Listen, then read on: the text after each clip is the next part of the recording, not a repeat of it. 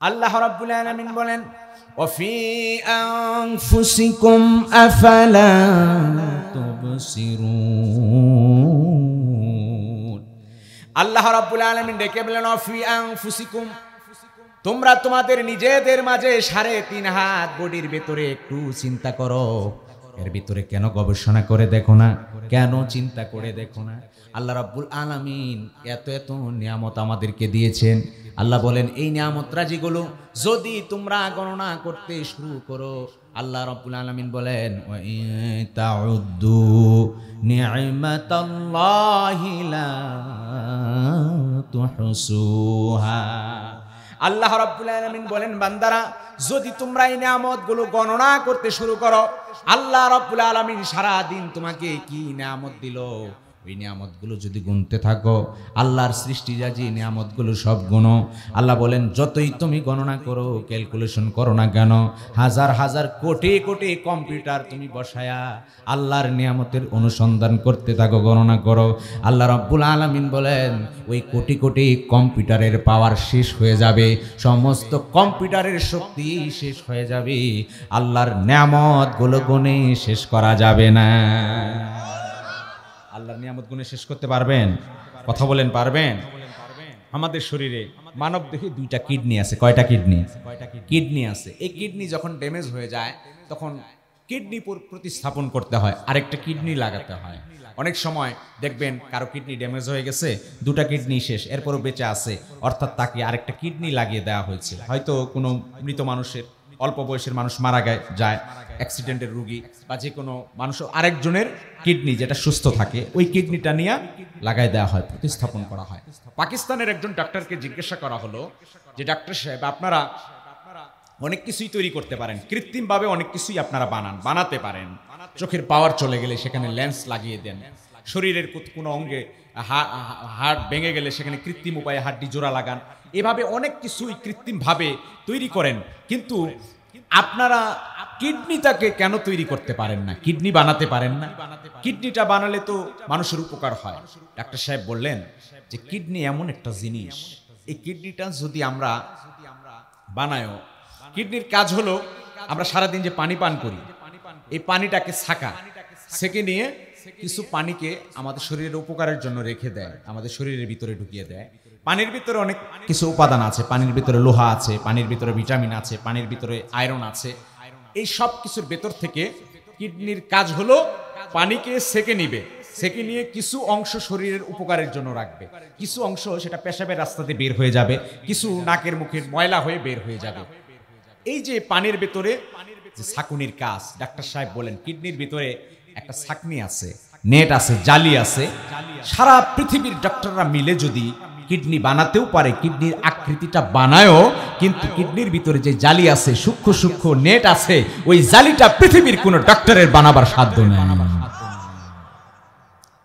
Doctor সাহেব বলেন ওয়ালাউ ফারজান, মেনেও নিলাম যে নেট এটা আর কি, সূক্ষ্ম সূক্ষ্ম জিনিস তো বিজ্ঞান বানাতে পারে, তো নেটটা না হয় বানিয়েই ফেললো, জালিটা না হয় বানিয়েই ফেললো, কিন্তু ওখানে একটা সেন্সর আছে। সেন্সরের বাংলা হচ্ছে কৃত্রিম বুদ্ধিমত্তা। আমাদের প্রত্যেকটা জিনিস, মোবাইল বলেন, রেডিও বলেন, কম্পিউটার বলেন, সেখানে সেন্সর থাকে। কৃত্রিমভাবে আমরা টাচ করি, যখন মোবাইলের ভিতরে একটা জায়গায় টাচ করব, সেখান থেকে মনে করেন ইউটিউবের একটা আইকন দেওয়া আছে, যে ইউটিউব, একটা লাল চিহ্ন ভিতরে একটা ইউটিউব চিহ্ন থাকে, ওটা ইউটিউবের মধ্যে দিলেই ওর কাজ হলো, সেন্সরের কাজ হলো যে কেউ যখন এখানে টাচ করবে সাথে সাথে এখানে অনেক ফাংশন চলে আসবে, অনেক গান আসবে, গজল আসবে, ওয়াজ আসবে। এই কাজটা তারা আপনি করেন না, আপনি শুধু একটা টাচ দিলেন, কিন্তু মোবাইলের ভিতরে সেন্সর আছে, বুদ্ধিমত্তা আছে, ও বুঝতে পেরেছে যে ইউটিউবের ভিতরে যখন সার্চ দিছে, টাচ দিছে, এখন জায়গাটা খালি করতে হবে, এখানে কিছু ফাংশন, কিছু অনুষ্ঠান এই জায়গায় এনে দিতে হবে, এটা নির্বাচন করেছে ওই মোবাইলের ভিতরে সেন্সর, কৃত্রিম বুদ্ধিমত্তা। কথা বলেন ঠিক না? তো প্রত্যেকটা জিনিসের মধ্যে সেন্সর থাকে, কম্পিউটারে সেন্সর থাকে। ডাক্তার সাহেব তাকে জানালেন যে কিডনির ভিতরে একটা সেন্সর আছে। কিডনির ভিতরে কি আছে? সেন্সর আছে।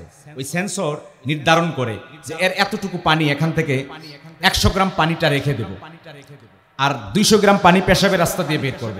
কারণ সবার পেশাবের পরিমাণ সমান না, সবার পানি পান করার অভ্যাসটাও সমান না। কেউ খাবারের পরে দেখা যায় 1 গ্লাস পানি পান করে, কারো 2 গ্লাসের কম হয় না। আবার অনেকে এমন অলস আছে সারাদিন দেখা যায় কোনো রকম সে কুইতাও পানি পান করে না। কথা বলেন ঠিক না? এমন অনেক মানুষ আছে। আপনি যখন পানি না খাবেন, পানি না পান করবেন, দেখবেন পেশাবের রাস্তা আপনি দেখবেন পেশাবটা হলুদ হয়ে গেছে। কথা বলেন ঠিক না? কারণ কিডনি পানি পায় নাই, যার কারণে যতটুকু ছিল অতটুকু হলুদ হয়ে গেছে। আমার ভাইয়েরা, বুঝাবার জন্য বলছি, আল্লাহ তাআলা কত কুদরত, কত অসীম দয়ালু। আল্লাহ তাআলা আমাদের কত মেহনত করেছেন। আল্লাহ তাআলা আমাদেরকে কি সৃষ্টি রাজি দিয়ে আল্লাহ আমাদেরকে বানিয়েছেন, চিন্তা করলে একেবারে আশ্চর্য হয়ে যাবেন। আল্লাহর দরবারে মাথাটা নত করে আল্লাহর কুদরতি পায়ে সিজদা করার জন্য নিজেকে প্রস্তুত করে নেবেন। কথা বলেন ঠিক না?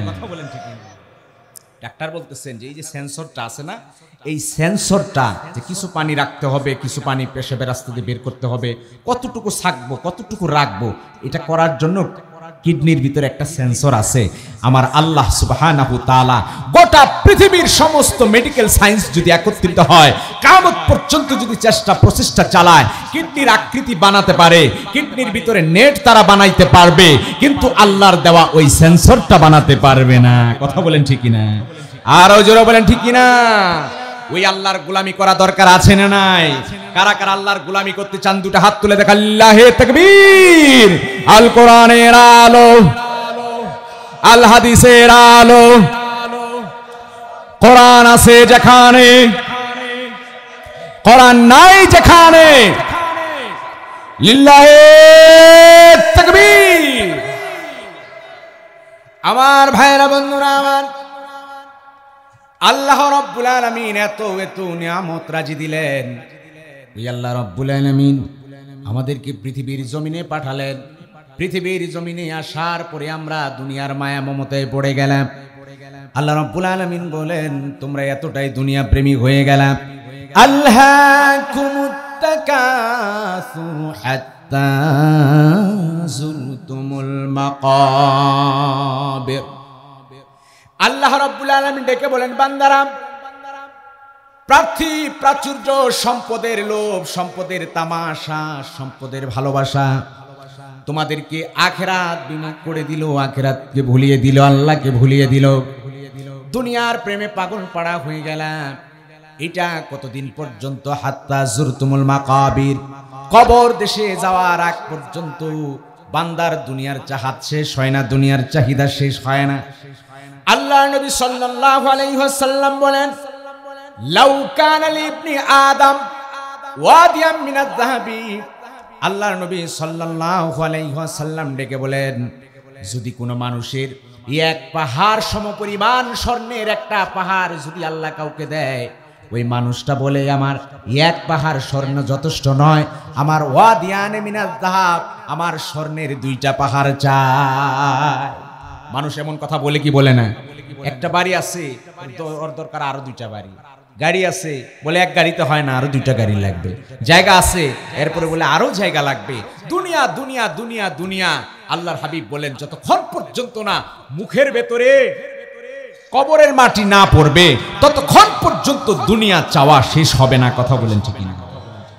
এজন্য দুনিয়ার জীবনকেই প্রাধান্য দিলাম। আল্লাহ বলেন, বাল তুসিরুনাল হায়াতাদ দুনিয়া, দুনিয়ার জীবনকেই তোমরা প্রাধান্য দিলে। ওয়াল আখিরাতু খায়রু ওয়া আবকা, অথচ আখিরাতের বাড়ি হলো শ্রেষ্ঠ বাড়ি, আখিরাতের বাড়ি হলো দীর্ঘস্থায়ী, এবং সেটা হলো সেরা বাড়ি। ওই আখিরাতের বাড়ির জন্য আমাদের প্রস্তুতি নাই। কথা বলেন ঠিক না? ওই আখিরাতের বাড়ির জন্য প্রস্তুতি নেওয়া দরকার আছে না নাই? আমাদের হায়াতের মালিক কে? জোরে বলেন না কে? মৌতের মালিক কে? ওই আল্লাহর গোলামি করা দরকার আছে না নাই? আরো জোরে বলেন, আছে না নাই? আল্লাহ আমার রব, এই রবি আমার সব, দমে দমে তনু মনে তারি অনুভব। তোমার দুনিয়াতে আমি যেদিকে তাকাই, অথই নেয়ামতে ডুবে আছে সবাই। ঠিকই না? তোমার দুনিয়াতে আমি যেদিকে তাকাই, অথই নেয়ামতে ডুবে আছে সবাই। পাক পাখালির গানে শুনি তাসবিহ কলরব, শুনি তাসবিহ কলরব। আল্লাহ আমার রব, এই রবি আমার সব। ঠিক না? আমাদের রব কে? আরো জোরে বলেন কে? সেই আল্লাহ থেকে বিমুখ হয়ে দুনিয়ার পিছে আমরা পড়ে গিয়েছি, যার কারণে আমরা আমাদের সন্তান সন্ততিদেরকে, আমাদের অধীনস্থ যারা আছে তাদেরকেও দুনিয়া দুনিয়া শিখাচ্ছি, তাদেরকেও আখেরাতের কথা বলি না, আখেরাতের প্রস্তুতি তাদেরকে শিখাই না, তাদের হাতে আল্লাহর কোরআনটাও তুলে দিই না, তাদেরকে আমরা দ্বীনি বুঝ তাদের ভেতরে নিয়ে আসবো সেই চিন্তাও আমরা করি না। নিজেরা যেরকম দুনিয়ার জন্য পাগল হলাম, আমাদের সন্তান সন্ততি, আমাদের অধীনস্থ যারা আছে তাদেরকেও, তাদের হাতেও আমরা আজকে দুনিয়া তুলে দিচ্ছি। কথা বলেন ঠিক কিনা? এই সন্তানকে যদি আপনি মানুষের মতো মানুষ না বানাতে পারেন, এই সন্তান হাসরের ময়দানে কোনো কাজে আসবে না। কথা বলেন ঠিক কিনা? কোনো কাজে আসবে? সন্তানকে যদি মানুষের মতো মানুষ বানাতে পারেন, সন্তানকে যদি হাকিম লোকমান আলাইহিস সালাম এর মতো যদি আপনি সন্তানকে সঠিক উপদেশ দিয়ে তাকে যদি আল্লাহর সাথে পরিচয় করাতে পারেন, তাহলেই আপনি সফল পিতা, তাহলেই আপনি সফল অভিভাবক, তাহলেই আপনি সফল মাতা হতে পারবেন। কথা বলেন ঠিক কিনা?